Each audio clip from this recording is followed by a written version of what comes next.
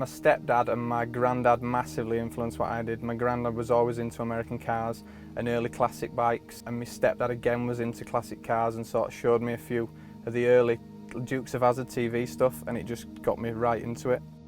I like to think I've been quite artistic as a kid. When I was like 13, I think I got an airbrush kit for Christmas, and then at 16 took it up as a profession, went through my apprenticeship and whatnot, and now I can do it 9 to 5. The biggest challenge is old paintwork, trying to get past what someone else has done and take it back to a good clean surface. The prep work's quite intense and it can sort of blow your head up a little bit, but the paintwork side's probably the most fun bit.